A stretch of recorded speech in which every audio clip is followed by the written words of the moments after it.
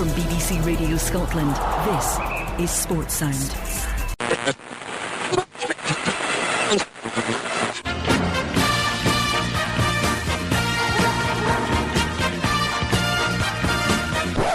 Don't be stupid, boys. Turn off Clyde, support your side.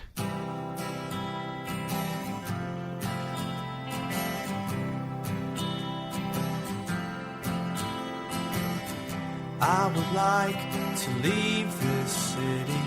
This old town don't smell too pretty, and I can feel the warning signs running around my mind.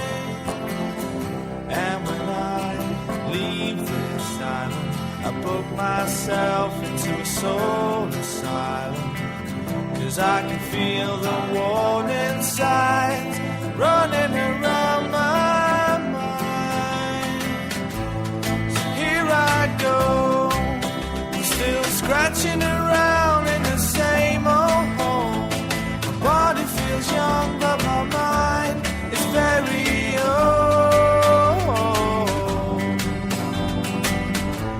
So what do you say? You can't give me the dreams that are mine anyway.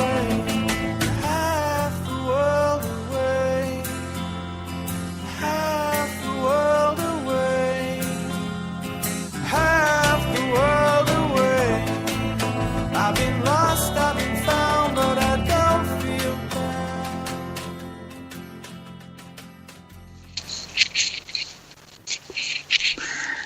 Good day, good morning, good afternoon, or good evening, wherever you are in the world. You're listening to the Half the World Away Celtic podcast from Hail Hail Media. My name's Kevin O'Neill, and I live in Mandurah, Western Australia. And as always, we're joined all the way over in Melbourne, Victoria, by good friend and still the housewife's favourite, Mr. Patrick Close. G-Day Patrick. G-Day, Kevin. G-Day. We are having a few technical issues here, so we're stick with it. If anyone's actually listening, this could all go badly wrong and very quickly. So if it does, it does. But we'll try it anyway and see how we go. It's worth having a little show tonight to chat about what a week that we've had. We'll see how we go. But if things do go pear-shaped, you'll understand, and we'll just wrap it up very, very sharp, very, very quickly. But anyway, and we're going to try and make it quite a quickish one tonight, aren't we, Pat? That's the plan. Yep. Yeah, it will end good. Not quite so subtly. It'll be, thanks very much, goodbye. Cut. Or something like that. So anyway, always good to have you, Pat. And also we're joined all the way up in Osaka, Japan, by our good friend, Mr. Liam Carrigan. G'day, Liam. G'day, Kevin. How are we doing? Oh, I thought we'd lost you for a second. There was a slight pause. There was a slight pause, and I thought, oh God, we've lost them already. So yes, very good, Liam. It's always good to hear from you. How's the weather up in Osaka? Getting colder now. That's the autumn properly kicked in now, so it goes from autumn to winter very quickly. It'll probably be snowing within about 6 weeks now, you know. All right, okay. Any nice school trips planned or anything like that coming up, Liam? Well, we're off on a school trip tomorrow, off to Kobe, so that should be nice. What does the school trip involve? Oh, I think we're going to a factory that makes noodles, apparently, pot noodles. So hopefully there'll be some freebies on the go. Sounds good. Right, guys, we'll kind of move along because we're going to just cover pretty much just the fantastic week we've had as Celtic fans since last Saturday. It's not even a full week's passed yet, but it will be rounded off on Saturday night our time when we play Hibs. But it started off with a game, the Glasgow Derby against Sefco at Ibrox Stadium. And just before we came on, we were just saying there, Liam, how it was quite strange because, you always want to beat that mob. But after the week we've had, it just becomes a normal kind of expectation that we beat them. But first of all, did you see the game? Were you watching the game? And what were your thoughts on the game, Liam? The Sefco 2-0. Well, the thing is, right, obviously, it's Ibrox is the home of our enemies, and, we like to have a go at them. But I just want to say a wee bit of praise where it's due, right? On Saturday at Ibrox, I witnessed some of the best defending I've ever seen. The way those stewards guarded those goalposts at full time was magnificent. Very true, yes. Oh, you couldn't wait to get that in. I could just tell. God, I could how sense you were just pathetic building. was that? I mean, seriously, how pathetic was that? It was poor. They're that petty, they wouldn't even let you put one scarf on the goalpost, Yeah, it was a bit bizarre. But so, in terms of the game itself, Liam, what were your thoughts on it? In terms of how it started and the score line, was it the normal service has resumed sort of thing against them? Or did you have any doubts at the result at any point during before, during, or during the game? No, that's the thing. It was like, even when it was nothing each, it's just a matter of time, because it was quite clear we were better than them in every way. And I mean, even when you see at half time, it's still nothing each, and their manager's losing the plot. You're like, this is a team that are in total disarray here, No, it was just a case of wait for the goal to come, and inevitably it did come. It was really, it probably should have been a lot more than two, certainly because apparently, I mean, I didn't see the stats, apparently we created as many chances on Saturday as we did in the 5-1 game. Right, okay, I didn't see that, I didn't notice that stat, I think it was, we had as many shots on target on Saturday as we did when we beat them 5-1. So that kind of puts that into perspective, I suppose. Pat, how did you see it? I'll give you my thoughts in the first half in a second as well. But how did you see it? How did you see the game panning out? Well, firstly, Kev, you never asked me if I saw the game. Did you see the game, Pat? No, I didn't. No, I was at my father-in-law's 70th birthday party. So I saw the last 20 minutes. Not good enough. No, not good enough. All right, okay. But I take it you've seen it since. Yeah, I watched. Or the majority of it since. I got home for the last 20 minutes. So I missed the goals at the start of the second half. And then Sunday woke up and plonked the kids in front of the TV and said, "Right, don't move. We're watching this together. You're what? Whether you like it or not, we're watching it." So that was actually quite funny, because we watched the second half up to about probably maybe the 80th minute or so. So I had to go and sort of do some stuff, and I basically turned it off. Next thing I heard, like I was in sort of a different room, and I heard was the kind of the cheering, the crowd cheering. I went, "Oh, what's that?" Went back into the sort of the kind of lounge area where the kids were, and they had the Xbox on playing FIFA. Celtic. I was like, yes, I've got them hooked. Were they playing was it Celtic Sevco they were doing? Who were they playing? No, they were playing Dundee for some reason. I don't know whether it was a random thing. Because they're a far better team than Sevco. Well, I was actually really surprised. The crowd at Dundee took to Parkhead. My God, seriously, they must have taken about 10,000 flipping supporters there. So I heard that doesn't happen in real life. What's that all about? The whole top tier. Dundee? Dundee, they weren't at Celtic. It wasn't at Celtic Park. No, in the FIFA it was. Oh, right, okay. I'm thinking, what are you talking about, Pat? Right, okay. Right, I'm with you now. So Scott Bain, he played a blinder, but it was my youngest was playing it. Anyway, I heard a bit of a rumour the next day that my oldest son, he goes, Dad, I was like, Dad, Owen played Rangers twice, and he got beat. And I went in and I was like, Owen, I was trying to play a trick on. Not good enough. Did you get beat by Rangers? And he's kind of looking at me, I was like, because you play them again and you get beat by Rangers, you're no Xbox for a year. And you just the white went over his face. Anyway, he tried again a couple of days later and get beat. My oldest son's you're an basking evil in dad. Yeah, the oldest one's kind of run in going, as soon as I walked in from work one day, hey, Owen played Rangers again and got beat. He can't play Xbox for a year, so anyway, it was bragging rights for the night. But it was good. It's kind of nice. Around about way, it's nice for the kids to see that.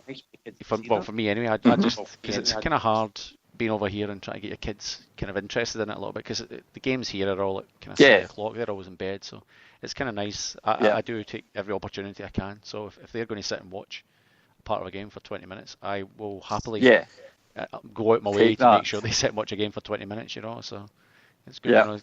Just see them walking around with the hoops and that on. So it's half the world away in that cave, but it's still kind of good to show the colours and and be proud of them. Absolutely, yes. So when you managed to sit down and watch it again, how did you? Well, you knew the result, I take it, or did you surprise yourself? And I was. So you were watching it without any worry or any nerves whatsoever. Although these games nowadays, we don't tend to have the nerves that we maybe used to have several years ago. Well, see, the BN Sports I can only get BN Sports 1 through my subscription, and it was shown on BN Sports 3. So I didn't. The plan was I was going to record it and then come back and watch it on delay from the start, if you know what I mean. But because I was watching it online, didn't have that luxury. So, but even the next day, honestly, I don't know if it was. I don't know if you felt watching it live the same thing, but I don't think we were out of second gear. I reckon if they'd scored, we'd have scored 2. If they'd scored another one, we'd have scored 4. It just felt that way, that everything, almost every time we went kind of forward, it looked as if we were going to score or create something. It just, and they were just panicking. They were absolutely flipping panicking as well. There was, no composure. They did look out their depth. They did look out their depth, really, I think, didn't they? And honestly, it didn't. It was probably no different to watching the game against Dundee. In terms of the quality, I didn't see any different. I'll be honest, I was expecting much more of a fight from them. I thought they'd be really, really fired up for it, but so I'm not saying I think I was too. And again, because it was at Ibrox, you're expecting a kind of reaction. I know it's pretty much a brand new team that they've got, so that there was always going to be a little bit of a question mark as to how they would approach it, and how would they be fired up? Would the fans have them fired up? Would they react to their own fans' hatred and bile and all the rest of it? But there was absolutely nothing from them at all. You think of they supposedly recruited in the middle, in terms of Ryan Jack and Dorrans to toughen up and make them a bit more solid. But Scott Brown just bullied them. Absolutely anonymous. Yep. Yeah, he absolutely did. Yep, and it's not that it's any surprise. I mean, he's been doing the same with Ryan Jack for years when he was at Aberdeen. So I guess in hindsight, it wasn't really a big surprise. Dorrans I didn't know really that much about, so I couldn't really have commented on him. But yeah, it was just even some of the balls, even like you think of Scott Sinclair, something probably not often enough for me, I reckon. But it was when he'd get the ball and run at them. He was just going past them. They had nothing to, to sort of combat that. Counter it. It was. I'm not disappointed in that they didn't put up a fight, but I was kind of expecting more. I guess more from them, and I thought it was going to be a bit of a tougher game against them, if you know what I mean. So, but even I don't know. I don't know if I sent you I sent you the odds as well. Like $2 over here. What would that be the equivalent over there? It's even money. Yes, Celtic were even money over here for that game, so it was easier than cheating. Easier than cheating. It was like finding money lying in the street. Well, as you it was. Times, I'm not a betting man, but I put something on that, and then I put some money on us to beat Anderlecht as well. So I was quite happy. Well done, sir. Yeah, nice. I was very, very confident. Now I'd speaking to a guy at work about it as well, and he's going, how are you feeling? After the 5-0, I was like, no. I goes, to be honest with you, I think we're okay. I think we'll do all right over there. So put money where my mouth was. Not we're talking $5 and stuff like that, but not a lot. But we were $3.60 win. Okay, that's quite skinny actually, considering their away record in Europe. But we'll come on to that stuff later on. Yeah. But Liam, I must admit, when I started watching it, we could have been a goal up within the first minute. I think Stuart Armstrong slid Big Rogic through and he had a shot. He tipped over a bar. It was a corner. And the first 10 minutes of the game, it looked as if there was a goal just round the corner. But I think after that 10 minutes, we seemed to we let them into it a little bit. They seemed to have a little bit more of possession without ever really threatening. I think they had that one chance when Morelos, or whatever his name is, he was stretching for one. But that was pretty much all they showed in the first half. It was just a case of when was the first goal going to come, Liam? Aye, I mean, I was actually listening to I think it was Radio Clyde a few days before the game, and this Celtic fan phoned up and he says the score will be whatever Celtic want it to be, and of course the Huns are spitting a dummy out at that. Oh, how dare they be that arrogant, And but then that is exactly what happened. We could have absolutely battered them, but we were happy with 2-0 because we had a more important game coming up a few days later. You know, that's the reality of it. I'll be honest with you, Liam, that's what it felt like. I mean, again, I was watching it and sort of, obviously, after the game had finished, but that's what it felt like at the end. It was just, let's just get to the end of this. No injuries, no bookings, no sending offs. You know, we've done enough. Let's just move on. But you know, I reckon they were still there. They were there for the taking for another 5, in my opinion. But we just took the foot right off the pedal. And fair dues, obviously, the bigger issues to come sort of, last night for us or this morning for us. But that honestly, I just reckon that's what it felt like right at the end. It was just just like blow the final whistle and let's go let's go home. Did you see the banner that the Green Brigade did before the game? Oh yes, that's worthy of a mention. That's worthy of a mention. So to anybody, explain it, Liam, for anybody that might be listening to this later on that didn't quite. So I mean, Balwyn, correct me if I'm wrong, but the way it was explained to me was that the Huns had planned this big tifo display and banner for weeks, maybe months before the game. And it was a Rangers club crest, and it said underneath it 3 letters on our chest, was it? Something like that? Yeah, three letters emblazoned on our chest or breast or something like that. That's right, yep. But then the Green Brigade got word of this, and as soon as it was unveiled, they unveiled a retort in almost exactly the same style, said 3 letters on your grave, R.I.P. Yes, indeed. Indeed. No, it was class. And again, not just... Because when I saw that, I thought, the first thing I thought is that's great how they've managed to get word that was going on. But I can only imagine that it was posted on Hun forums and stuff like that. So we always know there's some tin posters get on these things to get some of the info. But it was just great how they managed to usurp them with their whole tifo display. But not only that. If you saw the pictures of their tifo display, the RFC crest thing looked a complete and utter shambles. You honestly couldn't make the letters out. It was just a bloody mess. I read some tweet from some guy saying that it was just so much random pish, and it was as if maybe the wind had got up and blown some of the stuff all over the place, and they just started picking up random pieces of card or paper wherever they were. Because it was a shambles. Primates do have arms of varying lengths, so that could have been a problem. Very true. But I looked at when you look at the tifo displays that the Green Brigade have organised and set up, the full stadium displays that they've done. That they're always a touch of class. There's always a real professionalism about them, and then you look at that shambles. And I think it was just, it made you laugh twice. One, because of the shambles of the actual crest itself, but then to take the piss out of them with that little retort as well. It's just that one-upmanship that you just absolutely love, and they must absolutely hate it. We're just smarter than them. Let's face it. I think it's the smarts that count for it all.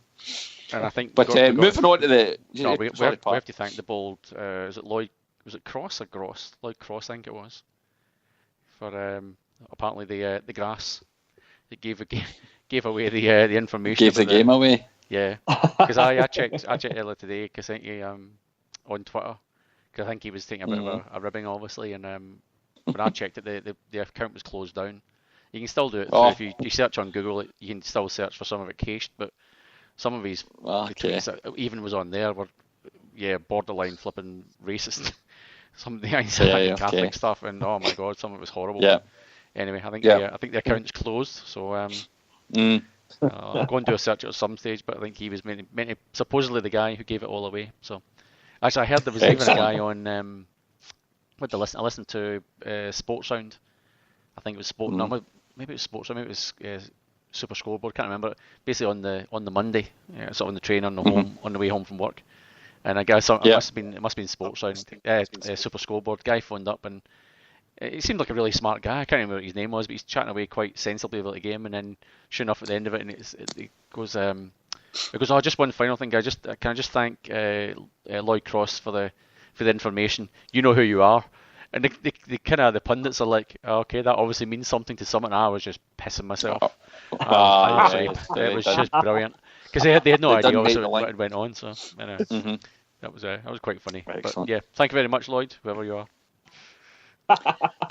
Big Tommy Rogic first goal. Now, Pat, we always like when Big Tom scores a goal anyway because of his Aussiness, because it's always good for the little bit of media attention over here in the land down under. But ball comes across from, I think it was Griff taking the corner, as he usually seems to do anyway. Bit of a stramash in the box, it's fair to say. They didn't exactly clear the lines. Ball comes back in. Big Tom swings a leg at it. 1-0 up. Game's a bogey even then. Did you miss the sclaff from Paddy Roberts? Or the sclaff? There was a bit of a sclaff, and then there was a bit of a half-hearted attempt to clear it by a Sevco defender before Tommy wrapped his foot around it and smashed it in. One. Did you watch the slow-mo? There wasn't just one attempt. There was like 3 attempts. I think three defenders all missed the ball. 2 were going to hit it. And I guess. Thought, oh no, you get it, and then it. I guess the stramash is what I'm covering all of that by stramash because I can't remember it all exactly, but it was a bit of a stramash in terms of their defending. If it was our defending, you'd be looking to hang somebody up for it, I think, because it was pretty poor defending. It was to be fair. Mm-hmm. But he took it well. It was like he took it very well, as he does. Split second. I thought it was close enough to the keeper that he might have got a hand to it, but because first when you first see it, it looks as if it's top corner, but when you actually see it from behind, it's just the power. That's right. I think it is the power and the speed in the shot. It's just in.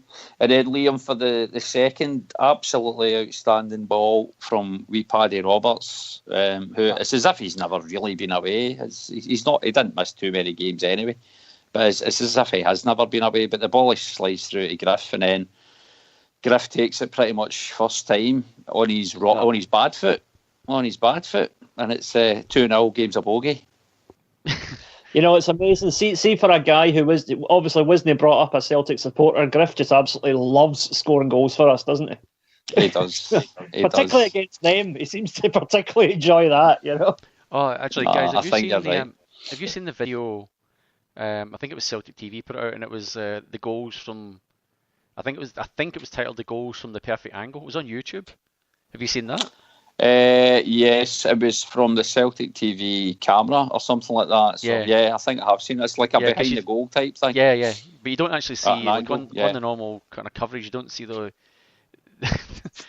abuse and stuff like that Griffiths is getting, because you could kind of tell he was close to the stand, because obviously the TV camera pans over the camera on the other side of the stadium, and they're just kind of following him as he went along. You don't quite see how close he is. But then if you watch, there's actually two things in that video. It only goes for maybe a couple of minutes or so. But you have to watch, firstly, all the stuff getting chucked on, all the cups and stuff like getting chucked on at Griffiths. But on both goals, if you haven't watched it in any detail, go back and watch Michael Lustig in both goals. Yes, I thought that's what you were going to mention. Oh, man. I was absolutely pissing myself at it. But if you haven't seen it, I don't know what. I think it was the goals from the Perfect Angle or something. It was the actual title, but it was from the official Celtic Football Club Twitter account. So if you just go back down that timeline, you'll definitely see them there somewhere. And I'm sure it must be on Celtic TV's timeline as well on Twitter. I think it was Celtic TV. See them, but yeah, it is good. And Lustig is it just does a mad stare into the fans. But did you see? You don't see it for long. Yeah, I did the stare at that one, but on the second goal, for the first goal.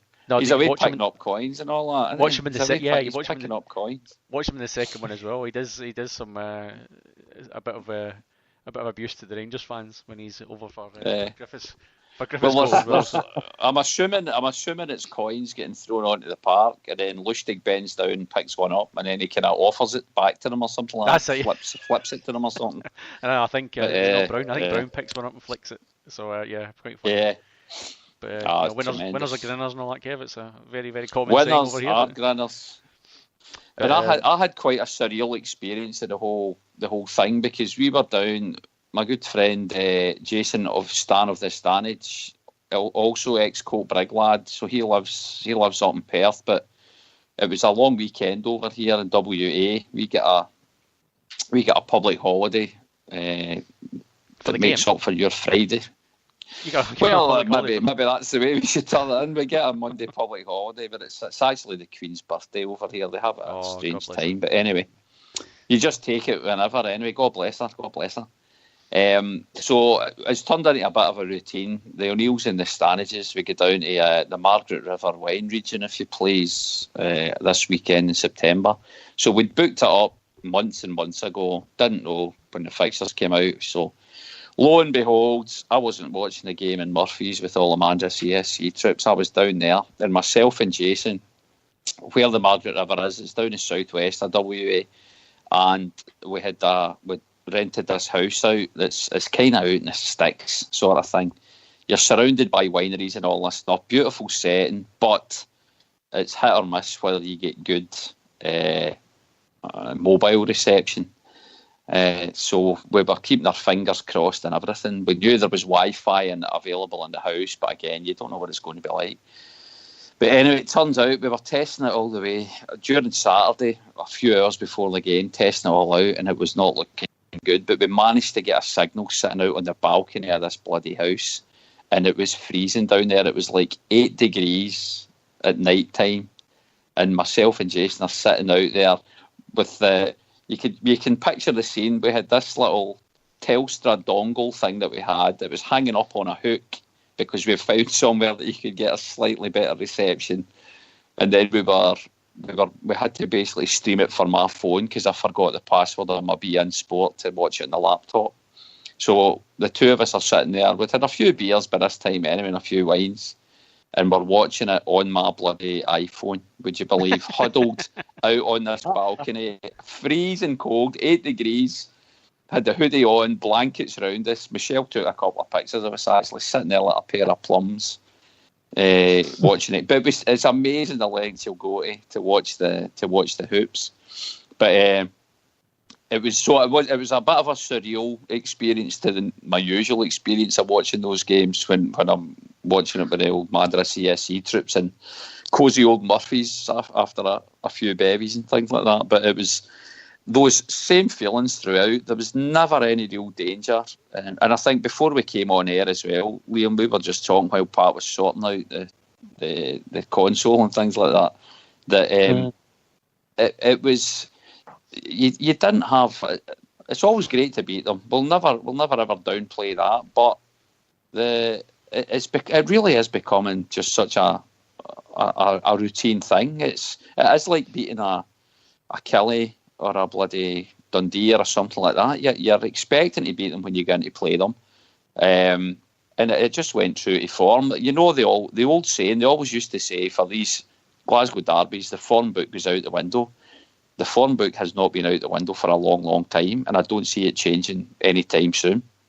No, definitely not. I mean, you can almost say, well, the form book did kind of not go. It didn't quite go into plan because we should have scored more than 2. Yes, that's true. That's true. You know, but again, as you said earlier on, with the amount of chances and things like that we did create on another day, it could have been another 5-0 or something like that. But we are at a stage now where, if they can see past their venom and their hate and realise where they actually are right now as a football team, only losing 2-0 to us is a good result for them. That's the realistic angle on it, you know. And you know what? The bizarre thing, because again, after that game had finished, we retreated into the house after that, and we managed to get a stream for the Radio Clyde. There's an app you can get Radio Clyde over here and stuff like that anyway. So we thought let's tune in and hopefully we can get the open line, because I love nothing more after those games than just hearing them coming on. You can hear their tears. You can hear their tears. And that's unfortunately, because it was the early kick-off game, there was no open line until later on. So it was getting far too late, and me and Jason were getting far too pissed. So we ended up listening to it the next day. But the whole thing about the 2-0, some of them were making that point that, well, at least it's only 2-0 this time, so we must be, that's improvement. But again, when you look at the stats, as you've said there, you look at the way the game panned out, you shouldn't really be reading too much into that scoreline. It was just we did enough. We won by what we wanted to see we win by. I think, as you said earlier on, Liam as well. It was won at a canter, an absolute canter, and they're so far behind us. It's unbelievable. They really should.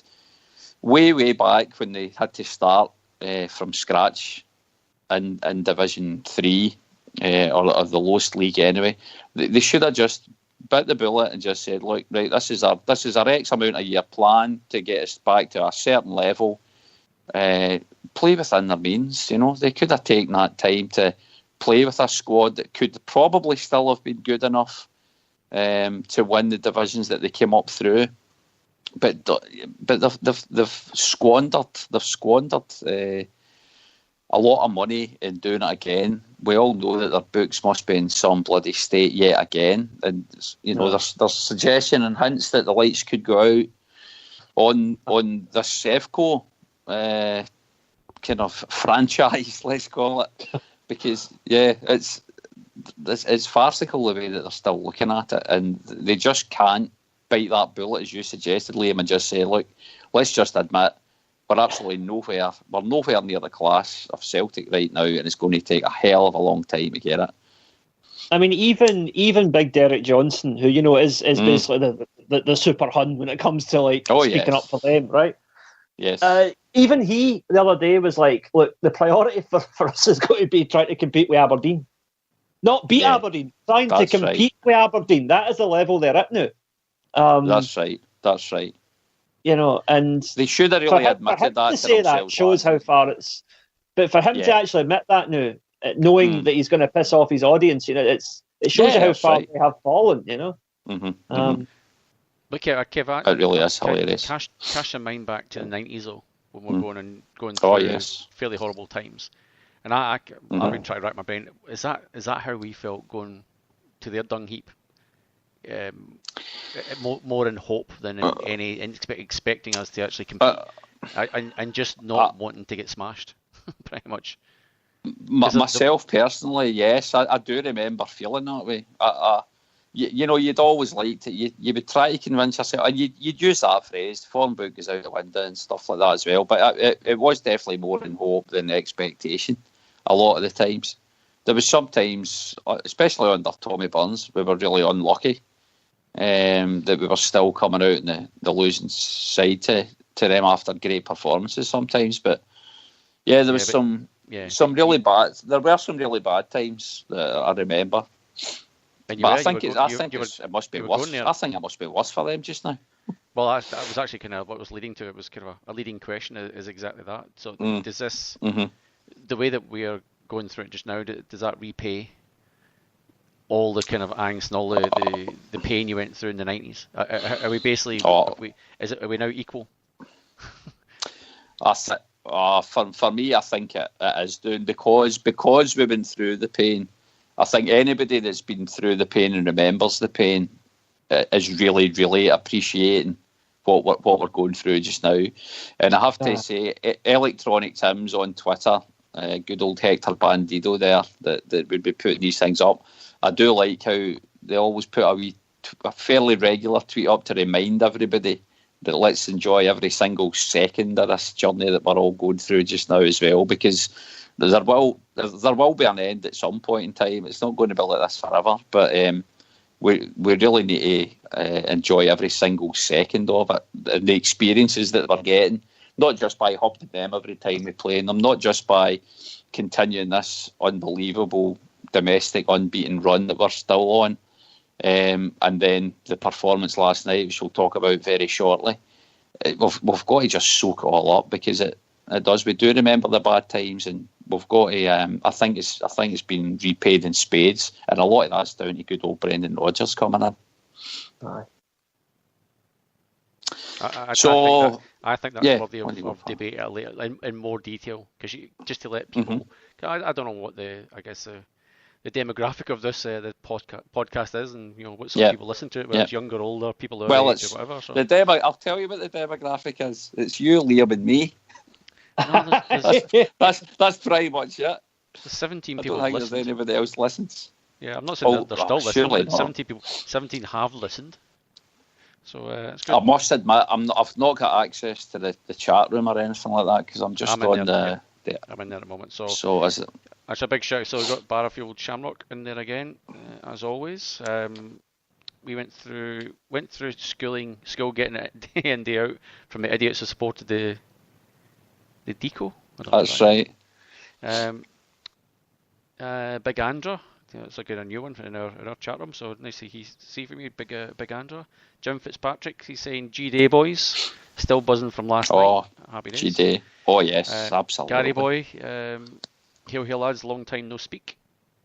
We have free 4-leaf clover as well. Paul Moody's there. Eamon's in Melbourne. What are you doing in Melbourne? Gary Boy, is that Somerset Tim? Could well be. Yep. So, and David has commented that, because obviously the title of the show is What a Week, and he said, had worst week's boys. So there you go. I think I've covered everybody. Absolutely. So. Did I say Paul Moody? No, that's good. Stephen Sutherland. You've said it now. As well. Stephen Sutherland says, in the 90s, we at least had a laugh and had hope. They don't laugh and they've got no hope. Well, do you know what? That's a very good point, because I do still remember, and we had some great. It was just a social event. Still, it was going to the football on the bus. We'd come back from maybe yet another defeat, but we still had some great nights and sing-songs up the club, because you would either drink to celebrate if you won, or you drink to commiserate if you lost. But we would still always have a really good time, and there was never any. You just got on with it. It was still part of being a supporter of the team you love. And there wasn't the weeping and the gnashing of teeth that we seem to get from this other bloody mob, the knuckle draggers. When the boot's on the other foot, it's a bit different. I don't know if that's everybody's experience, but certainly for me, went through the bad times, you still just dusted yourself down and got on with it, hoping that there would be better things round the corner. But it just seems so far away for them just now. A couple of times for me, Kev, I've got to say, I can't remember the exact game, but we played Motherwell in a cup competition at Hampden, and we had the Rangers end, and there was a game we got beat and stuff like that. And I do remember, I don't even know what age it was. I couldn't even tell you what year it was. And this is when you had Paul Larkin coming on the show to tell us, it was that game, and this was the score, and this is who scored it, and this was the crowd. But we had the Rangers end, and I just remember walking away from that. I did shed a tear at that point. But the Falkirk game at Ibrox, if you remember, there was a cup replay. And we played Falkirk, and I remember walking back into the bus in that one, and that was probably those two were the times I just went. It just at that point you go, is this really worth it? It just, you were putting yourself mentally through this flipping torture. So never did I ever think such thoughts. You just had to do it. You just did it. That was it. It was your obligation. It was. Remember the old Wraith Rovers League Cup final? That was a down. Down point. Was League Cup final at Castle Grayskull again. Yeah, that was. Yeah, there was so many lows. That was DeCanio was playing that year when we played Falkirk. So we drew with them. We did. We drew with them on the Saturday, and he scored actually. We drew one each with them, and then we played them in the replay like a Tuesday or Wednesday night after it. And my God, it was just I can still remember. I can still remember even walking on the bus and just sitting down, and there was silence. People just going. The Wraith Rovers League Cup final when we lost at Ibrox. That was 94, and DeCanio was 96, if I remember right. No. I'm saying the Falkirk game I'm talking about. DeCanio was playing. He scored. Okay. Yeah, he scored in the first game. Right. And it was one of those games where we pummeled them, but they beat. I don't know, it was 1-0 or 2-1 or whatever it was, but they beat us at We played them on Saturday at Ibrox, and then we played them in the replay in the same place. It was just it was not dreadful. Good. It was not good. And I think the Motherwell game you're referring to, I think that was the 91 Cup semi-final, because we gubbed the Huns in the quarter-final. That was the St Patrick's Day massacre, if you remember. Oh, I do remember that. We beat them 2-0 in the cup, and then a week later we gubbed them 3-0 in the league as well. Palm Sunday humiliation, St Patrick's Day massacre. Yes. I do remember those games, yeah. I do vaguely remember Dougie Arnott scoring for Motherwell. I don't know. Because they ended up winning the cup that year, if you remember. They beat Dundee United. I think it was 4-3 in the final. It was actually a really amazing cup. Yeah, okay. David Cooper. Cooper, that's right. Yeah. Yes, okay, that is bringing it back. Yep. Reminiscing anyway, on the bad old days, boys. But that makes you appreciate the good days. There was still a few. There was a few. Well, it certainly does, and there were still a few little highs in amongst that. As you've just mentioned, there was the St Patrick's Day massacre, Palm Sunday humiliation. They were certainly highs amongst a whole heap of lows. Yeah, in fact, I saw somebody else while we're just about to come on to the European topic, but. It's the anniversary of the Partizan Belgrade 5-4 game. Jakinovski banging 4 goals and we still managed to get out at home. That was that was an anniversary there. I think I saw something on Twitter today or yesterday about that one. But that was another incredible game of going through all these different highs and lows in a matter of 90 minutes. 1 minute you're through, next minute you're out. That was just a bizarre game, but I think I've actually still got that in VHS tape somewhere on that. VHS somewhere, I've probably still got it there somewhere myself, but bloody hell! I'm actually missing a couple of videos. I've still got the Love Street. Oh yeah, 86. Yeah, a video somewhere as well. So I actually went hunting for it. I just wanted to see it one day, and I found it on YouTube somewhere. But I was kind of wanting to see it on the big screen, but. Yes, from Scotsport on the Sunday. Jock Brown commentary. Yes, yeah, Scotsport Sunday. So I had to wait for the Sunday, and I still remember it. That was still remember playing the flipping tournament up in Alloa. But anyway, that's another story for another day. I've told that this thing before, so I missed all that because I went, playing football rather than actually going to it. But yes, but anyway, never mind. All good. Oh, actually, talking about YouTube just quickly. Do you know what I found the other night after the Huns game? Someone's put up the production of the Celtic story, the stage play for 1998. So I watched that after the game. It's absolutely brilliant. I watched it. It's the old one with Jimmy Logan and all that in it. Did you say 1990? This wasn't the Celtic story, the Centenary one, was it? Was this after that? 10 years later, when we stopped the 10 in a row, they did another run of it to celebrate stopping the 10 in a row. Okay, good. But it was both the original cast. It was like Jimmy Logan, Dorothy Paul, a few others, like kind of like the lassie for Tune the Fat, Karen Dunbar. She was in it, I know. Yeah, okay. Really? So where is that link? Where's the link to that, Liam? It's on YouTube. Just type up Celtic story and it should come up. Oh, you beauty! Right. Well, let's wrap this up. I'm going to watch that right after. That'll be my bedtime viewing for the evening. Excellent. After I've watched the Anderlecht game in our 3 times. Yeah, don't quote me on this. I'm pretty sure Karen Dunbar's not one of us. No, she probably wouldn't be, but she's an actress, so she'd be happy enough doing that if she's getting paid for it. No, Karen Dunbar will forever be remembered as He's a Scratchier Fanny. That sketch is still the funniest thing. Out of Tune the Fat, aye, probably. Oh God. Yep.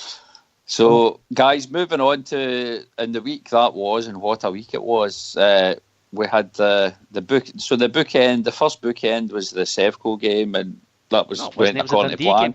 Did you actually speak to us at the start of this? To me. We spoke about this at the start. To me. The first one was the Dundee game. The first.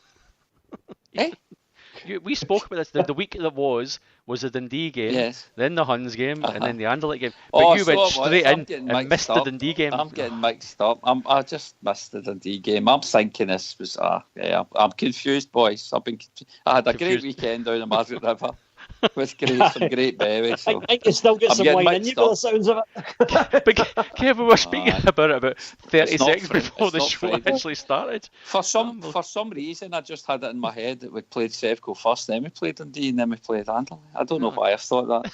Anyway, we beat Dundee, so that was good. Now, on to last night.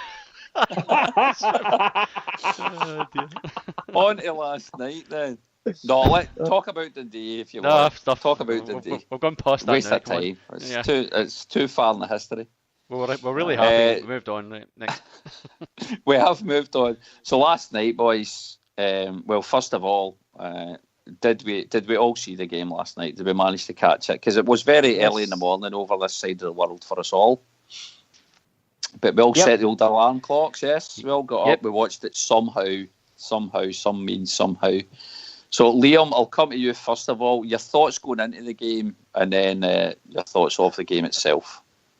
I was confident, but there's always that bit of doubt when you're away from home. Because I'm thinking we're a better team than Anderlecht, but we don't travel well in Europe, I was honestly kind of half expecting we might have lost 1 or 2-0 last night, and then probably reverse that at Celtic Park. That'd have been the way to do it, and that still might have got us into third place. But no, I don't know. It was a bit like the Huns game. It was like we weren't actually playing that well at the start, but there was just a feeling that like we've got this. It's going to come to us, and sure enough, in the second half, we kind of pulled away. Yes. Yeah. No, I did. Pat, did you have any different? What was your thoughts going into the game? Did you think we could sneak a win, or was it, a draw would be a great result? What did you think? No, you were confident. You had your wee bet on, didn't you? I had my wee bet on. I don't know what it was. I just had we're just kind of riding high at the moment, and I just thought that they, I think they're kind of not in a downward spiral, but they're struggling a little bit. And I just, for me, just all the signs were there that they were there for the taking. So yeah, I'm not talking again a huge amount of money, but a few dollars on that just to keep it, make it a bit interesting, more or less. So because you thought it was great value, and you backed them with your head and your heart. Aye, well, yeah. Well, I have lost a few in recent months as well, but anyway, that's another story. I reckon I've had about $50 in that account for about 3 years, and it fluctuates in between about $40 and $60. You know what I mean? It's just $5 bet here, and then it's actually it's as much fun betting against the Huns. You pick a game that you think the Huns are going to beat on, you get as much pleasure out of that, just for a bit of laugh. Of course you do. I wouldn't say supremely confident, but I was relatively confident. Again, I'd spoken up about us with some people at work and stuff like that, and just saying I thought we were a fairly good chance. But I think probably the world saw the spanking we got off PSG and probably expected a bit more of the same. Like we're just not in that class. But I think so, and not just that. Our whole record in that tournament speaks for itself. So, if you're looking at those kind of stats, you think, well, this is a team that are pretty much incapable of winning away from home in that tournament. So, you could see it happening again. Yep, and I think when you play against teams like PSG, they're kind of, you can't even say once in a lifetime team, because I think we probably said this similar sort of thing about Barcelona all those years ago. And but I was chatting to the same guy today, yesterday, about the PSG team, and like I don't know, I'd reckon they'd even be better than the Barcelona team that came all those years ago, with the superstars. And the fact that I mean, I've watched the highlight. I don't know whether it was just the highlights made it look this, but it was a fair spanking they gave Bayern Munich as well. Now, I think people are saying like we're playing Bayern Munich at the right time because they're not exactly hit their straps just yet, but 3-0 against a team of that quality is no mean feat. You know what I mean? So it's I think you're right. Just looking at the goals they scored, I mean, it's world class. I mean, I think you have to put it in a bit of perspective. Although I did hear on the Rodgers interview after the game about, what was it he said? So the final result was PSG beat Bayern 3-0. So maybe that means the 5-0 result wasn't quite so bad. Maybe we should get a bit more credit. I was like, nah, I don't think we should get a bit more credit. I think you're taking that way too far, buddy. But yes, I think it was. I just think we have to play when it comes to those bigger games, even against Bayern in a couple of weeks' time. We just have to play a bit smarter. We can't do to Bayern what we did last night. Obviously, I think Celtic. When I saw the lineup, I thought, well, that's a fairly offensive kind of formation to put out. So, and I reckon they saw them for the taking as well. But I'll be honest, I wasn't super impressed by Anderlecht. Not a couple of good players, but I wasn't super impressed. I went through this little mini kind of negative phase sort of during the day, and obviously I'm blaming lack of sleep. Going, we have to be putting this in a bit of perspective. They weren't a great team. You know what I mean? But you're still then kind of you think, wait a minute, you're still playing against a team that I think they got to. Was it semi or the quarter final of Europa League last year?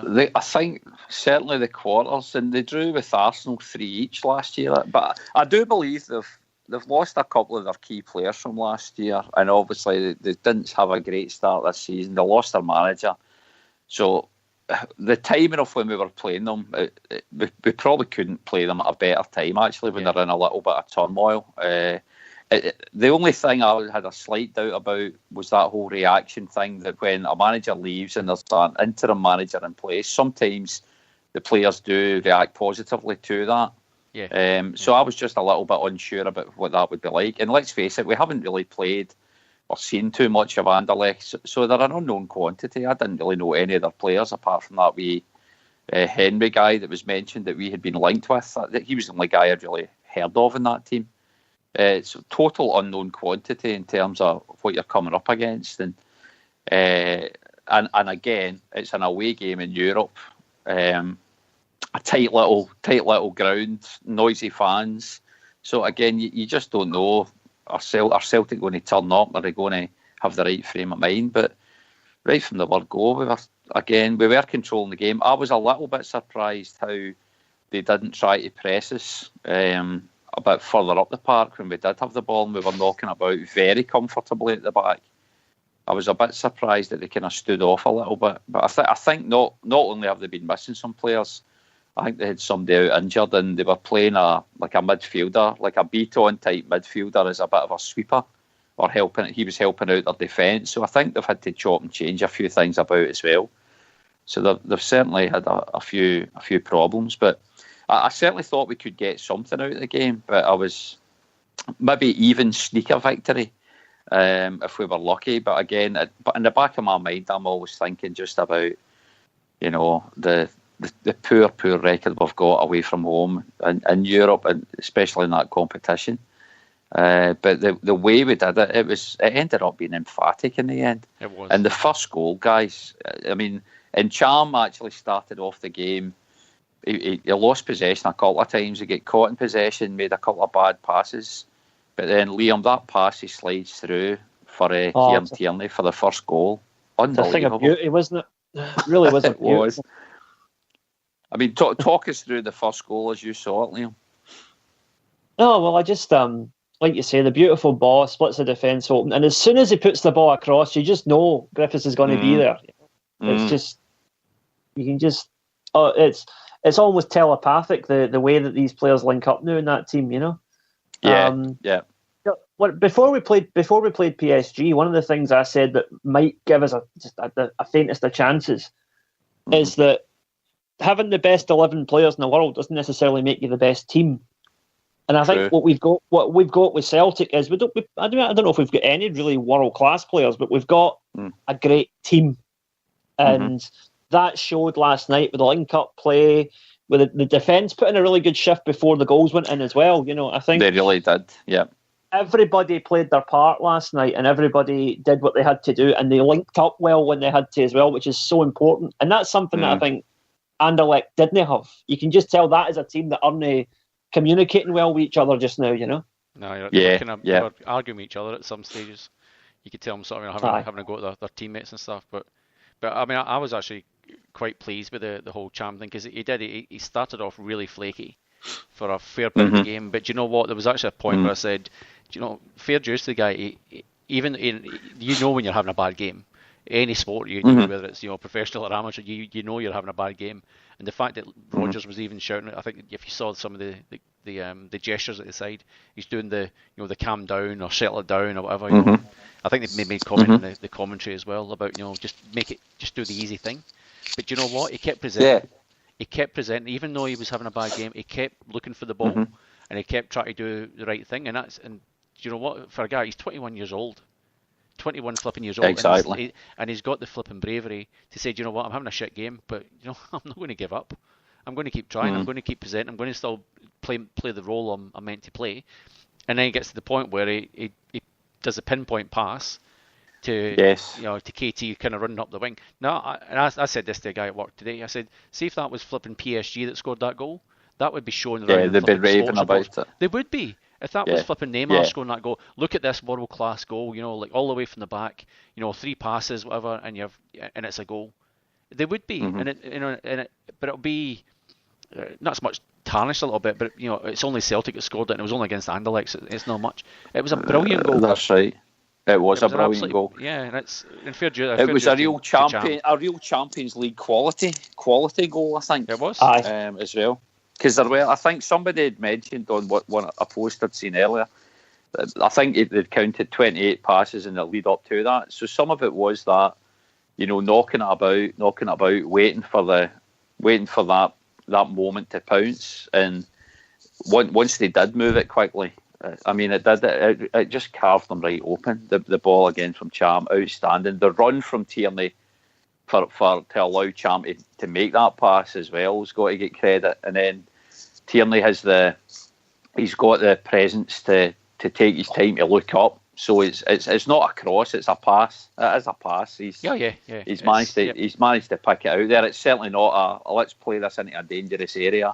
He's looked up, he's seen Griff arriving at the back post, and he's just put it on a plate for him, and the wee man's never going to miss from there. So no, Pat, you're right. It was a fantastic goal. I noticed that on UEFA.com they've got their 5 goals of the round, and the one that's been nominated for there is a Celtic goal in there, which is great and first up, but it's actually Scott Sinclair's goal that's the one that's nominated as one of the best goals of the round. But I would have thought out of the 3 goals we scored last night, the first goal for me was the best, just the way that the goal was made. Yep. I would have put that ahead of Sinclair. One, definitely the most technically impressive one. Yeah, I think that's a good way to put it, Liam. I think it is. The problem is with these polls, whatever, it's often chosen by people who don't really know football. It's like, there's a big shot for distance, or that's a screamer. They don't appreciate the craft that goes into a goal where you put 25 passes together, or something like that. And I think it's a yeah, sorry, Pat. So I was thinking earlier as well. You think of I was trying to think of the Neymar goal when he scored against us, and I was trying to think of where the pass came from. But would there be any difference in class between the pass that Neymar received at Celtic Park to the one that Cham put on the toe of KT? Good point. And I don't really think there would. Yeah, I think you're right, Pat. I don't think there would be much difference at all there. It was probably equally difficult because the defender kind of blocking the space, blocking it. It had to be pinpoint, otherwise, So maybe Neymar's was a bit, maybe Ralston was a bit more tight on the player and stuff like that, and Kieran had actually sort of he made the break up the wing, so maybe it was an easier pass. But yeah, again, it's just one of those things. The commentators at the end of it, you had the Chris Suttons and John Hart's and stuff like that, and Johan Mialby, they were on the BT Sport kind of coverage of it, and they were certainly Sutton was very kind of high in praise of it, and fair dues. It needed that sort of praise, kind of on not so much the world stage, but certainly on the British stage, I suppose, to say how good it was. There was actually an interesting little one as well. I watched a YouTube thing at lunchtime at work today, and it was kind of it must have been like a Champions League show. Like kind of like a roundup kind of thing, and it was like Steven Gerrard and Rio Ferdinand, and I can't think who the third person was. Were they raving about Tierney? Yeah, they certainly certainly a comment along the lines of, he's certainly one for the future. And actually, as soon as they said it, I went, he's not one for the future, he's one for now. he's a class player now. Forget about the future. But no, they were kind of high in praise as well. But and it was a kind of an overview of probably the British clubs. I think Chelsea when they had a kind of surprise win as well. And they were talking about the Man United game as well. So, but no, we got a bit of press from that as well. And Steven Gerrard, as he always does, was certainly high in praise, and talking about Brendan Rodgers, how much of a perfectionist he is and that sort of stuff as well. So, yeah, that was pretty nice to hear.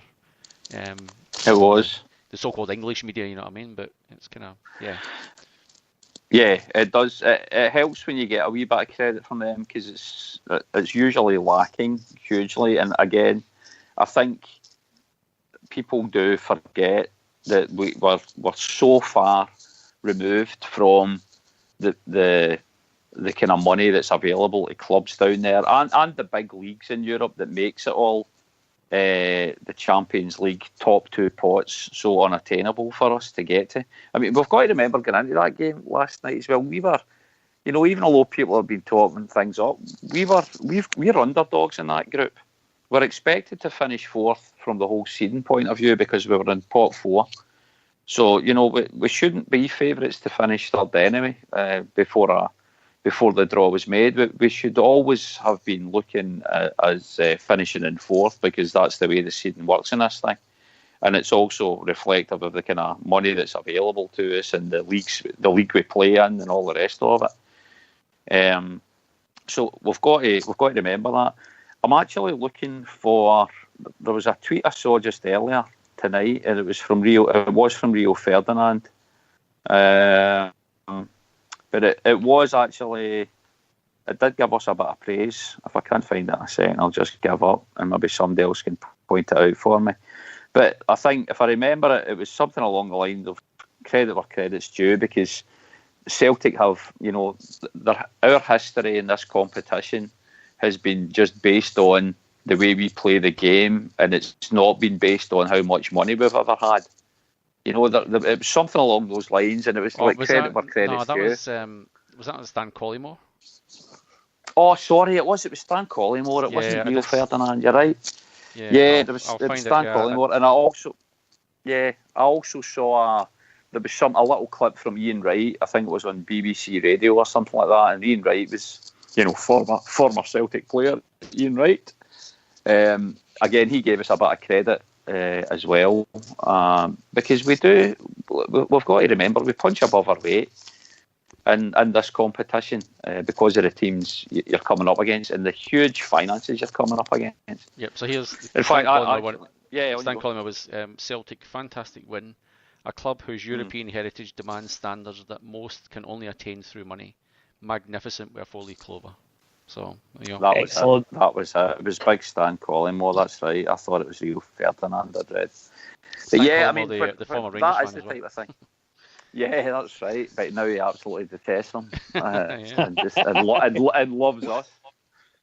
But, no, I mean the second goal. I mean we got to half time last night, guys, and we must have all been delighted because when you get a goal like that quite close to half time, the first thing is right. Let's just keep the heat here, and not do anything silly and get ourselves in at half time without conceding, which we managed to do, and then we've come out and fairly soon after that, wee Paddy's made it 2-0.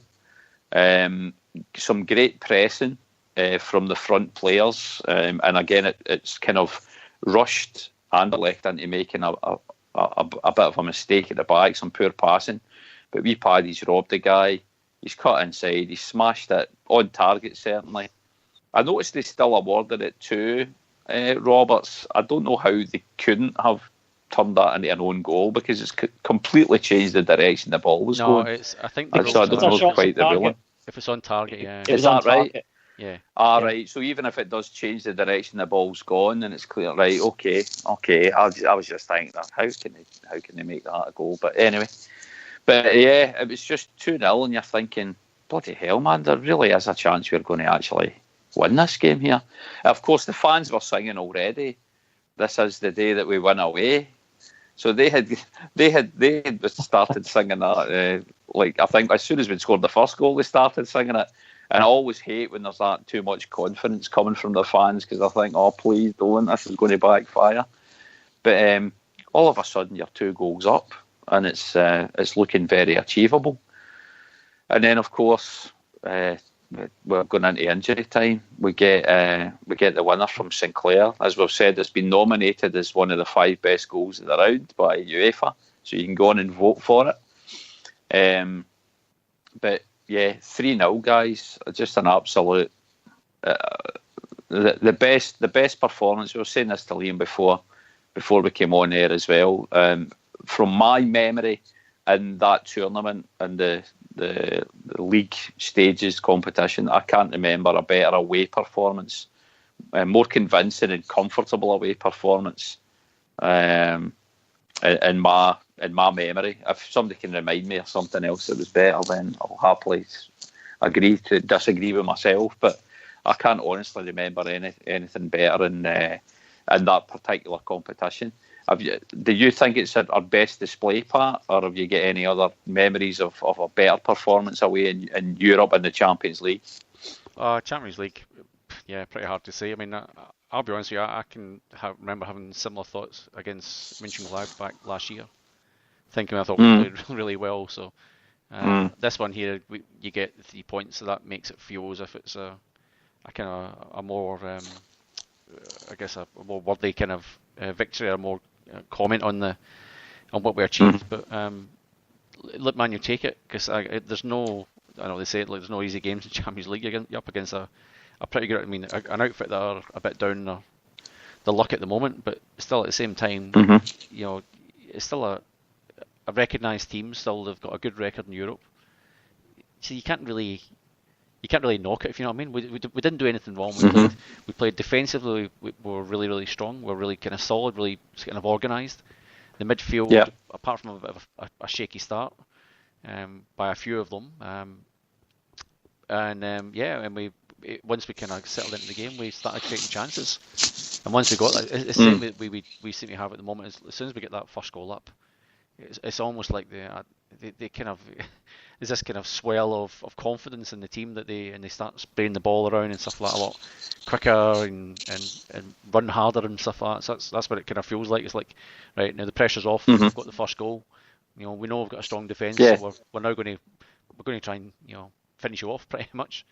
So whether it's the best one in Europe, hard to say. If it's the best one in Champions League, well, it's certainly up there. If it's not the best, it's certainly up there with the top sort of three anyway. But I don't know if I cast my mind back incorrectly, but I can. Liam did mention again earlier on, mentioned the away performance at Ajax, but again, I think in terms of the group stages.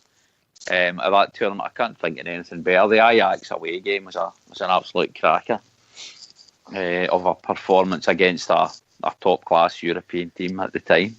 We did get a 1-1 draw with Barcelona in the new camp. I think it was about 2005, 2006. Yeah. Like was that the one scored. that Ken?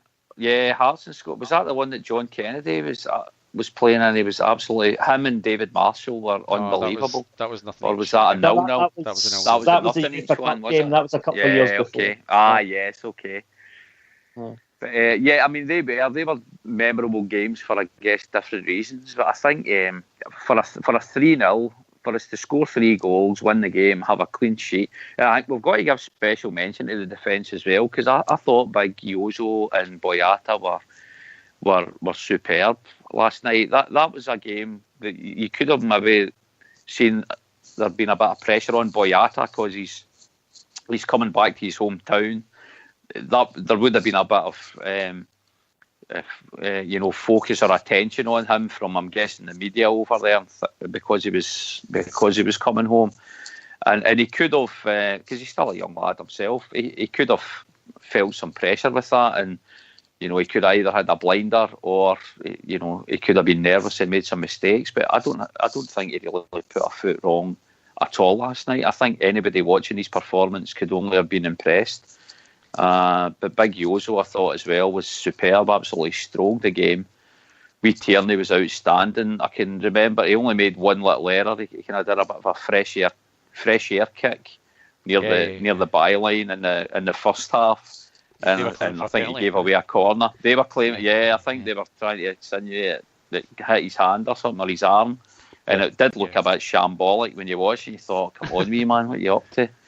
But you thought, "Oh, here, a typical Celtic thing to lose." You know, they get awarded a penalty for a fresh air swipe. But other than that, Tierney superb, and again, I think Lustig did very well at the back as well. So full credit to the defence. Well, I personally think that was the foundation for the result we got, and that's been, if we think about it, with 3 away games, we've scored 9 goals and haven't conceded a goal. Now, whether you think they're good or bad, we're playing Dundee in their own pitch. They beat St Johnstone, I think, the game before. St Johnstone are second or third in the league. We then play the Huns away again their own pitch, where the backing of 50,000 bigots. But they still didn't score a goal, and then we play Anderlecht in their own patch. And you think, because again, the credit I have to give is, you think of the pressure on Sunday. I mean, okay, in the end of it, it was probably a bit of a cruisy game, but just in the lead up to it, and everyone's talking about it, it must do your head in. as a player, because everybody wants a PCA, and But I'll be honest with you, I'm not a massive fan of Boyata. I think he's a bit of a liability at some stage, and I reckon in the real big games, I think he may or may not get found out. But he was superb. I actually personally think as well that he was trying to prove a point, because I don't know if you caught the commentary that their international coach, the Belgian international coach, was actually watching the game. So Roberto Martinez. Martinez, well done, yes. And I think he was. I think Boyata was trying to prove a point, pretty much so. And I think if that didn't give him a good, case for being called up, nothing will. But I think, and Jozo, I reckon, is a brilliant player. I reckon as a former defender myself, I think he is a class above what we've had for a while. Take away the Van Dijk and stuff like that, I think he's an absolutely brilliant player. Yeah, obviously. Yeah. Yeah, and it's just he does. You think of even the incident on Sunday, where the penalty incident, or not the non-penalty incident. The fact through just the presence of mind to pull out from that tackle, because if you follow through, it's going to be a penalty, and he actually pulls back. You can just see it from the kind of the angle, kind of the level with the pitch. With the referee, he doesn't have a decision to make, if you know what I mean, because he's pulled out the tackle, and you can quite clearly see it from that angle, and the referee's kind of in the view of it.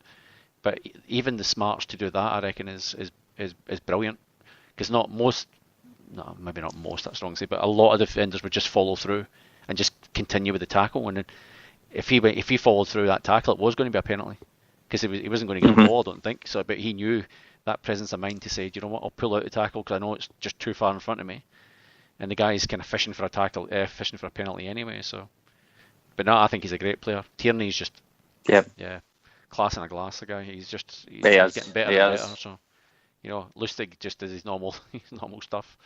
He's a bit of a wind-up merchant now and again, but he's getting the job done every week. He does. And I might have been Homeboys I was listening to, and they made a really good comment along the lines of maybe the whole thing with Ralston coming on. Maybe that's kind of put him in the position where he knows he's got to play even better to keep his place. So, and that's kind of what you want, I guess, with the young guys. You want young guys coming through and putting pressure on the players because then they know if they don't perform, they're out. So, and he's obviously reacted to it because he's playing as good as he ever has for us. You know what I mean? He's not obviously. He's still playing out his skin. Yep. And the whole team, in terms of even like the fitness as well, because Rodgers made a comment again in the interview at the end after the game. Celtic were still pressurising in the 90th minute. They were still pushing up. Yes, the we were still pressing the ball. That's right. Yeah. It's what led to that third goal. Exactly. You know what I mean? So the fact that they're doing that means they're probably the peak of their fitness at the moment. So long may it continue. It's good. Brilliant. Love it. and Liam Park made the point earlier there that the victory was really based on the solid defensive performance and how we were allowed to build up the ball from the back. We had a lot of possession. I actually took the BN Sports coverage I was watching online. They bring up the statistics right after it, so I took a couple of little pictures of them as they flashed up so that I could look at them and spend a bit more time looking at them rather than them being flashing up for 10 seconds or whatever. But the passing stats that we had, there's probably no surprise that the top passers were in the defence because that's where we were knocking the ball about the most. But top of the pops was Big Jozo. He made 98 passes with a 96% completion rate. Second was Boyata, 79 passes, 94% completion rate. Third, Lustig, 75 passes, 89% completion rate again. And that was the three top players on the park. Was three of our defenders. I guess there's no sign of Tierney, but it's probably no coincidence that Tierney plays a bit higher up the park on the left-hand side, so he's not available to take those short little passes around. We then had Nicham, 69 passes, 87% success rate, and Brown, 59. Then it was their player came in next. So we had 5 players that passed the ball more than anybody else on the home team side. which it just as a start it stands out, and it just emphasises the point that Pat made, Liam, about how well the defence played and how we retained the ball and then we were able to move it forward. But yeah, your thoughts on the pairing of Simunovic and Boyata for last night's game? I think that as things stand right now, that is our strongest defence. Some people try and make a case for Sviatchenko, and I think he's a decent defender, but like you say, Simunovic is just a wee cut above that. And I think Boyata is one of those players that the Brendan Rodgers effect is really being felt. He's really, I've still got some concerns about him, but he's a hell of a much better player than he was about 18 months ago, Yeah, I tend to agree with you on that, Liam. I think for me that the Simunovic out of the three defenders that the three centre halves that we've kind of currently got there, for me Simunovic has always been the number one, and then it's been either or of the other two, and I've not really been one way or another. I probably was more of a Sviatchenko, or he was more of a preference for me in the early part of the Rodgers kind of era. But latterly, I'm with you. For me, it's Boyata. Big Jozo is still my number one. And then for me, Boyata is my number two. And Sviatchenko has kind of dropped down into that third place as far as I'm concerned. And keep in mind, I think I've definitely seen better. Jozo's 23 years old. He hasn't even reached his peak yet. Right. That's right. He's still got a long way to go. They're all young. Yeah.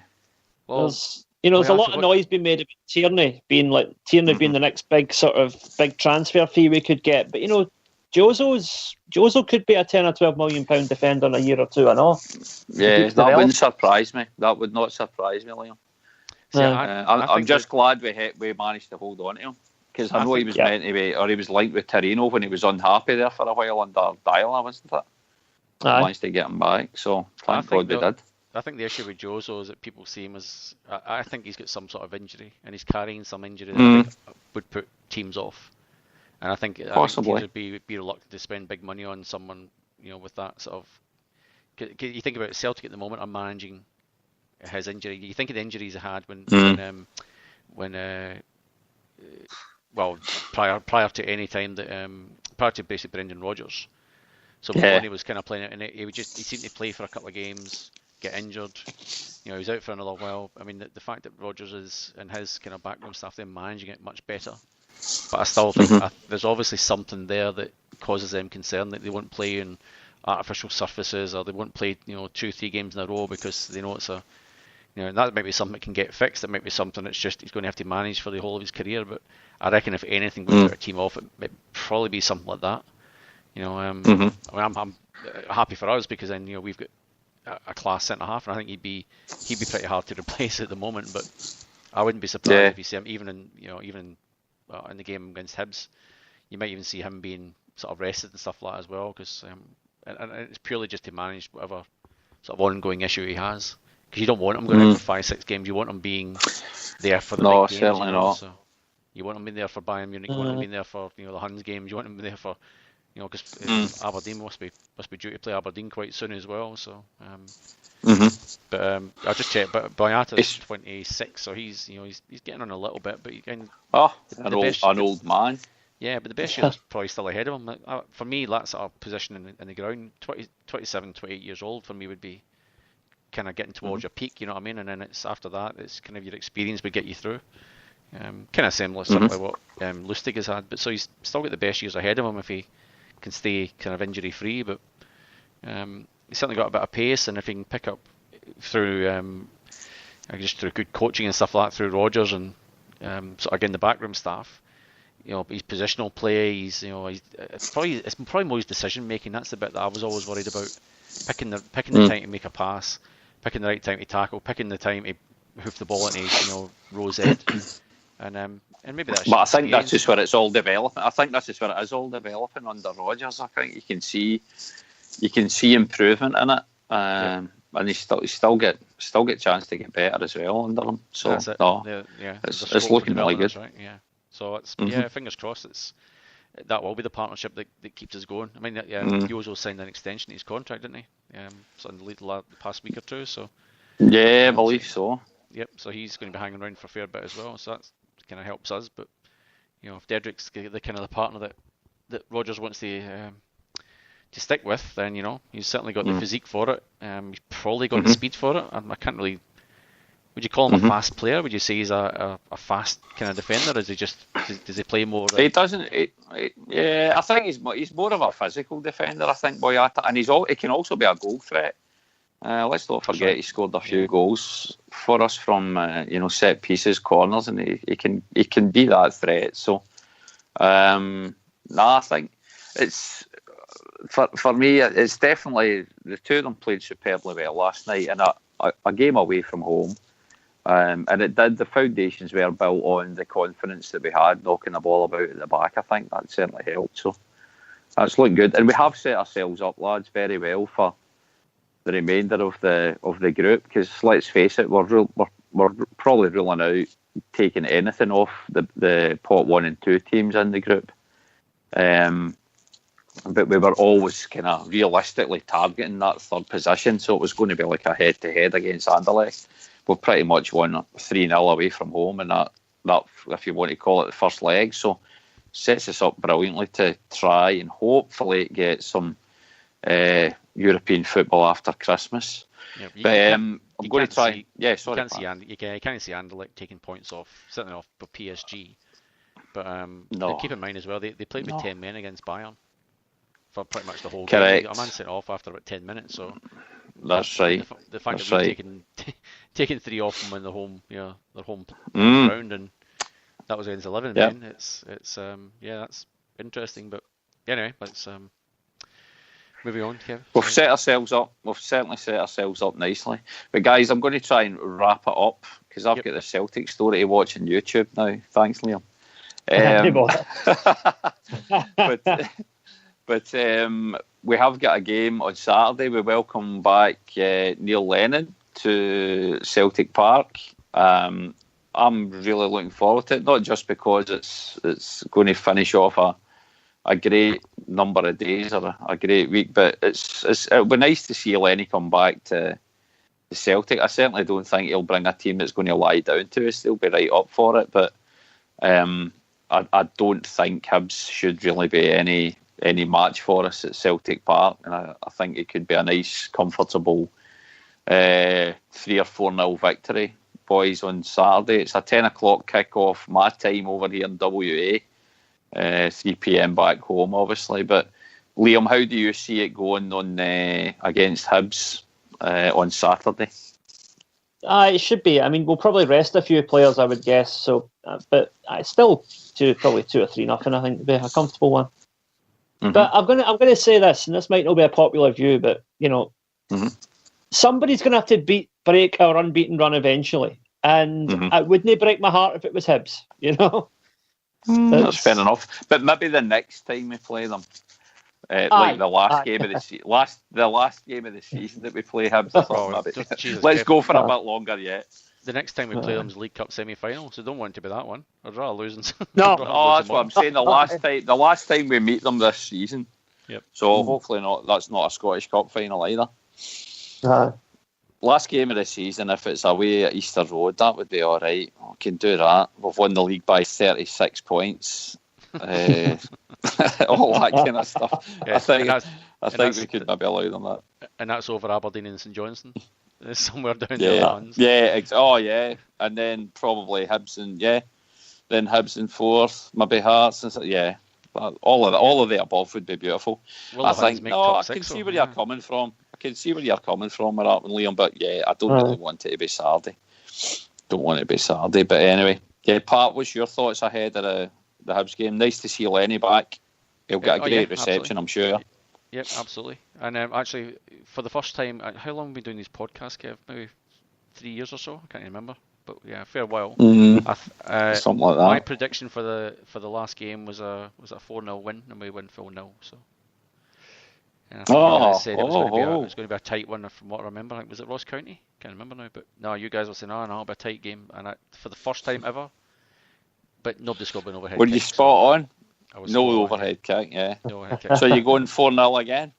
No, I reckon it'll be 3 this one. And again, same thing. I reckon there'll be a few changes. I wouldn't be surprised to see Jozo getting rested. Actually, what happened to Armstrong? I kind of missed this. I heard it very vaguely in the commentary say that he was on the subs bench at the start of the game, but he wasn't at the second half. So did something happen at half time? But I didn't. I don't know. I didn't hear about anything. I haven't seen anything about it either. But I've since seen photographs and stuff of him on the plane on the way back and stuff like that. He doesn't look unhappy or anything. No, there was something along the lines of he started the game. Celtic are not a man down, but they've got one less option on the bench. So that was it. All right. Yes, I don't. What do you think of that? If something happened to him, just say it was something during the half-time break. Maybe he pulled a muscle when he was out, sort of doing warm-ups, kind of on the park or whatever. So you take him out. Probably Brown's going to be out as well. That's potentially a big loss as well. But I mean, Beaton came in and did okay, but I still reckon for that little spell just after Brown went off, there was I felt a little bit nervous, a little bit uneasy. I know it was probably I know what you mean. Unwanted, I suppose, to a certain extent, but I just he brings that sort of calmness to the team and composure and stuff like that. You take that out, so I hope him, you're way off the mark, Liam. That it's not going to be this weekend, but but you take Armstrong out there, and you take Brown out of there. You're Cham still should be good between Cham and guys like McGregor and Beaton. McGregor, yes. I mean, I honestly, I really like wee McGregor. I really like him. Sometimes a wee bit anxious when he's trying to do some defensive work and trying to play his way out of foes. But see when he's up the park and he plays with the head up all the time, and he takes a touch and he's happy to have a run at players. I really like wee McGregor. We've got Rogic in there as well. I don't know the story with Kouassi just now. Is he fit? Is he not fit? We've got Kunda Benyu as well in there somewhere that might even get a little shot in midfield. We're certainly not lacking in the midfield department in terms of decent players that could come in. But so yeah, you're maybe right. There's going to be a few changes, a few forced changes, and a few rests maybe. But I hope it's not to the detriment of keeping the unbeaten record going on Saturday against Hibs. When's the international? Is that next weekend? International week? The following weekend. It's not far off. Yeah. It can't be far off. So it must be after this Hibs game. So you might be a case of not resting too many, because they're going to be getting a break anyway. And you'd think Brown would probably be out the Scotland squad, but if that injury is bad, I think there was an interview I heard on one of the shows coming home from work, and I think they asked about it, and it was going to be, actually it was Rogers said it'll be the next 24, 48 hours before they know how bad it is. But he said that he felt a twinge, but when he came off the park, it was more of not quite a precaution, but he didn't want to make things worse. So obviously he's had a few injuries in years gone by, so I guess one of those things you have to manage. But so I was just checking there. So yeah, I think we've got Hibs, and then it's the international break, and then Dundee, Bayern Munich, and then Hibs in the semi-final, the Scottish League Cup. So actually Aberdeen's 25th of October. It's a Wednesday night. So so we're away from home on a Wednesday night against the Shaggers. So that'll be that kind of lead up. That'll be the tough one, I reckon. So if we are going to drop that game, that's we've just got a lot of games in that period. You think I've got the Wednesday 18th Bayern Munich, then the Saturday the League Cup semi, followed by Aberdeen again. So if you're going to slip up, you wouldn't have it any other way. Let them keep coming thick and fast. Yeah. Well, again, I was saying this to a guy at work today, that you were playing Hibs, who no disrespect to them, but they're fourth, fifth in the table, and it's a sellout. You know what I mean? So that's right. Yeah, no, it's excellent. It really is excellent. The Brendan effect. Yep. Actually, just on that, for anybody listening here that was actually in Brussels for the game, the Celtic supporters were brilliant. They were absolutely brilliant. They were just like, it's even. Okay, I'm watching on a laptop, whatever. Not exactly super quality sound and stuff like that, but just the sound that they made and the singing and stuff like that. It must be brilliant to play for. It must be brilliant playing for them. And sorry, did you see the picture of Patrick Roberts after the goal? It was a picture from behind where he was standing with his arms out. My God. Actually, really, really good. I had goose pimples sort of checking out that picture. It was absolutely brilliant. It was absolutely brilliant. Yeah. Just fans in the background going bananas. And him just standing there with the arms out. So, gotta love it. Yeah. Yeah. No, it's great. It's just great. It's just great being at it. Well, it has been for so bloody long, it seems just now, guys. But we keep maybe waiting for the bubble to burst, but it just keeps going and going and going. It's just, it just can't be any better. It's just great being a Tim right now, boys. Long may it continue. Yep. Yeah. So prediction. I'll go for 3-0 against Hibs. Somebody will score an overhead kick. I reckon Dembele will play for quite a period of time during the game. I think he may even start. There you go. I'll take a prediction there. McGregor will score, and I don't know who else. McGregor, Boyata will score, and Rogic, Tommy Boy. Okay.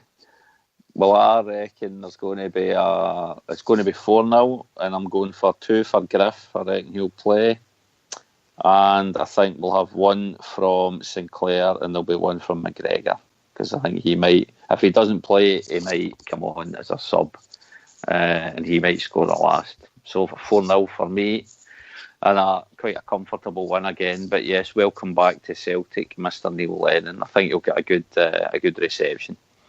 Right, lads, I think we will call it a day, because we were trying to keep it quite short, but we've probably went way beyond our hour as usual. Anyway, Pat, what's it looking like? 91 minutes. It's good for us. Oh, for crying out loud. That's a short one, but still half an hour over what we were planned. So we can boys, we can still go for 208 minutes. No, you're all right. No, you're all right. My battery's not going to last much longer than the phone either anyway, so that's another reason why I need to just call off. So, right, gents, until the next time, we'll do another one of these fairly soon. We weren't too long between podcasts this time, so maybe we'll keep that going. But I think the way we're going with the Champions League stuff just now, I think we might be doing another couple of these during the course of it. Yeah, it might be after the Bayern game, I guess, because just international break. Certainly don't want to do one then, but nah. Yeah, nobody does. that enthusiasm was oozing out of you guys there. Just anyway. No, it's all good. Any shout outs for anybody else in the chat room there, Pat? Because again, I can't see. Yeah, it's not got access in there just now, but just going a little bit quiet. So I just want to say asleep. They're all back to work. Well, Stephen Sutherland sort of jumped in and he's kind of made a few comments. So thanks Stephen for that. Gary Boy's made about 4,000 comments. So yeah, it's thanks Gary Boy. And thanks to anybody who did in Melbourne who came along for the game at Jockstein CSC. It was I missed it, by all accounts it was a fairly good night, and our first night in our kind of new venue. Kind of friendly name of the pub is called The Dick. So not sure how well that's going down, but anyway. So well, it always goes down after a few pints, doesn't it? What a bit of dick, does it? Oh, just me, family show, Liam, family show. Now I've got to put explicit on the flipping tag. Anyway, right at the best. Right at it. So the venue we moved to was basically, we went from a 300 and something venue to I think about 140. So we had to limit it, pretty much ticket only to get into it, and we sold every single ticket. So it was 140 That's tickets good. sold for the game. So the interest certainly there. Keep it going. Anyone just look out for Melbourne Celtic supporters on Facebook. We don't really have a website anymore, but JSCSC Melbourne and on Twitter. So at JSCSC Melbourne. Just get in touch if you're in town or know anyone who's passing through. The Huns game on the 30th, I'm getting in early, but the 30th of December will be shown at The Dick. Same thing, it's going to be ticket only, so again, if you happen to be in town, then get in touch early so we can sort of reserve tickets and that for you, because obviously that time of year, there'll be some people, sort of tourists and that coming through, and people coming to visit family and whatever, so obviously we'll try and accommodate as many as we can, but unfortunately for us, we're just limited in what we can fit in there, so. And yeah, if you're interested in any of the club merchandise, then do get in touch through the same channels, because we did get some new stuff. It's gone down very well. People are really liking it, but we obviously have to try and shift it so we can buy more. So yes, yep, I think that's it. So that all good. Liam, any other comments you'd like to make, mate? No, not really. No, nothing much happening here at the minute. Nothing much happening with the Osaka CSC number 1. Nope. Still a membership of 1. Yeah. I'll be watching. Well, back to familiar territory for me, thank God. On Saturday night, I'll be watching in Murphy's with the Mandurah CSC. Watching the game in there, so I'm looking forward to that, and it should be good. If you're in the vicinity, please do come along. It's Murphy's in Mandurah Terrace in Mandurah, and yeah, that's other than that. I think we'll just now wrap it up, and we'll see you again on another podcast fairly soon. Till then, hail, hail, lads. Hail, hail.